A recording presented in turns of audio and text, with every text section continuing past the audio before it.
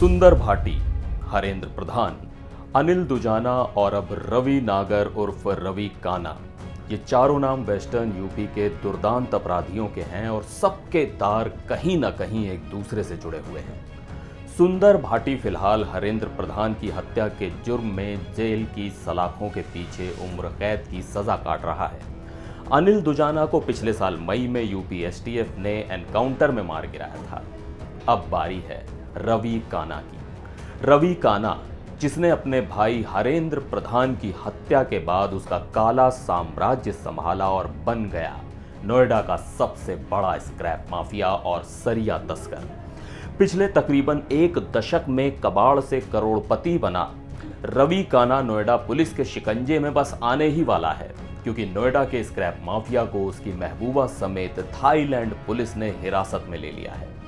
Noida police को काफी लंबे समय से इन दोनों की तलाश थी। पुलिस को दोनों के थाईलैंड फरार होने की खबर मिली थी, जिसके बाद जनवरी 2024 में रवि काना और उसकी गर्लफ्रेंड काजल झा के खिलाफ लुकआउट नोटिस और रेड कॉर्नर नोटिस जारी कर दिया गया था। इसके बाद नोएडा पुलिस ने रवि काना से जुड़ी तमाम जानकारी थाईलैंड की पुलिस के साथ साझा की।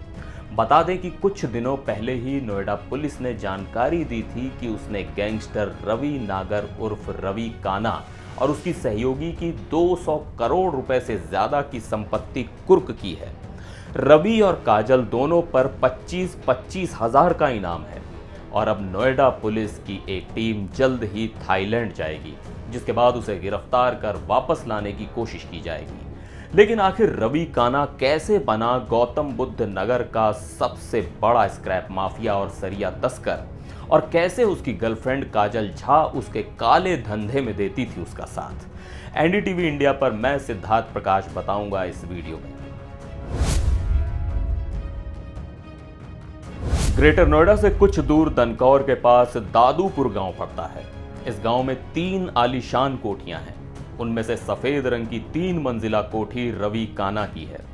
गांव के लोग बताते हैं कि रवि काना और उसका भाई हरेंद्र कभी पश्चिमी उत्तर प्रदेश के नामी गैंगस्टर सुंदर भाटी के साथ सरिये का काम करते थे। फिर हरेंद्र की अनबन हुई तो वो सुंदर भाटी से अलग हो गया। इसके बाद सुंदर भाटी ने 2015 में हरेंद्र की हत्या करवा दी। हत्या के बाद सुंदर भाटी के लोगों ने रवि काना के इसी घर में फायरिंग करवाई थी। इसके बाद काना ने इस घर को छोड़ दिया था।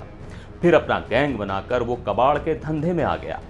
इस हत्याकांड ने गौतम बुद्ध नगर पुलिस पर सवालिया निशान लगा दिया था। हत्या के इस केस में रवि काना ने सुंदर भाटी के खिलाफ गवाही दी। इसी बीच वो कुख्यात गैंगस्टर अनिल दुजाना के संपर्क में आया और उसका दाहिना हाथ बन गया। ऐसा कहा जाता है कि अनिल के इशारे पर ही रवि सरिया और स्क्रैप माफिया बना। हत्याकांड के बाद रवि काना ने अपनी जान को खतरा बताते हुए यूपी पुलिस से सुरक्षा मांगी थी। इसके बाद उसे और हरेंद्र नागर की पत्नी और दूसरे भाई राजकुमार को यूपी पुलिस की सुरक्षा मिल गई। इसी सुरक्षा का फायदा उठाकर रवि काना स्क्रैप और सरिया तस्करी का बादशाह बन गया। बताया जाता है कि पुलिस के साथ मिली भगत के जरिए उसने स्क्रैप से भरे ट्रकों पर कब्जा किया। देखते ही देखते उसने ग्रेटर नोएडा में स्क्रैप के कई बड़े गोदाम बना लिए, ट्रक खरीदे और कुछ ही बरसों में वो गौतम बुद्ध नगर का सबसे बड़ा स्क्रैप माफिया बन गया।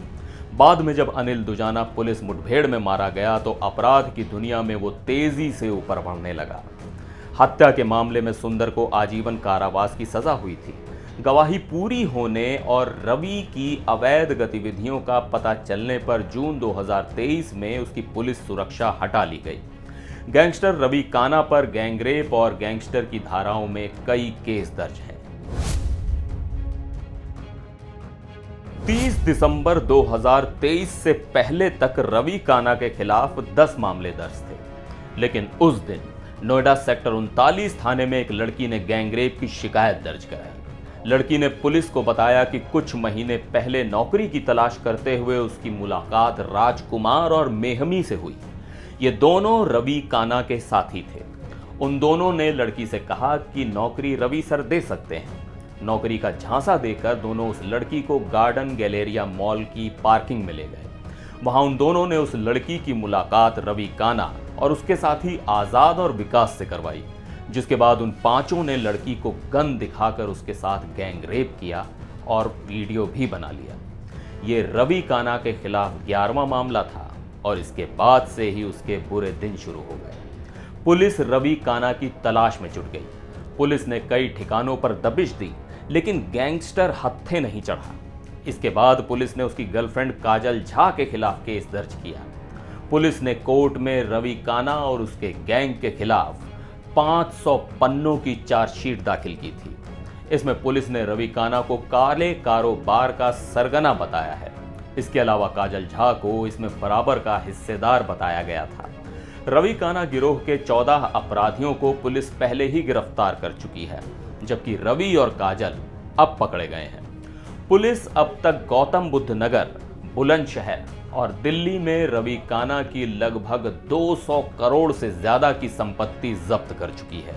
इसमें दिल्ली के न्यू फ्रेंड्स कॉलोनी में 80 करोड़ रुपए की कीमत का बंगला भी शामिल है।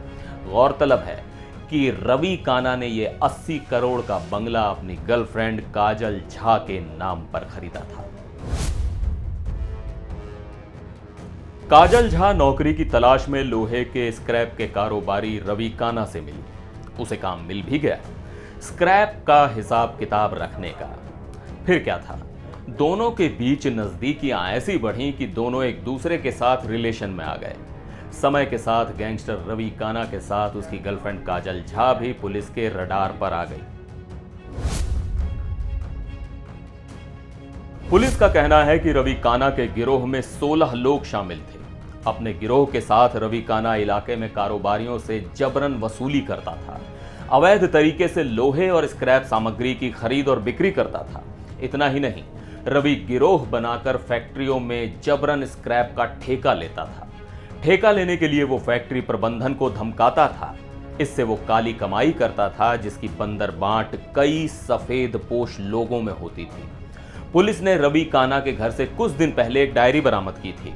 डायरी में उन नेताओं के नाम लिखे हुए हैं जिन्हें वो काली कमाई में से हिस्सा देता था। पुलिस ने इसकी जानकारी प्रदेश सरकार से साझा की थी। डायरी में यह भी लिखा था कि किस नेता को महीने में कितना पैसा काली कमाई में से दिया जाता था। तो ये थी स्क्रैप माफिया रवि काना की क्राइम कुंडली। एनडीटीवी इंडिया पर फिलहाल के लिए बस इतना ही। मुझे दीजिए इजाजत। नमस्कार।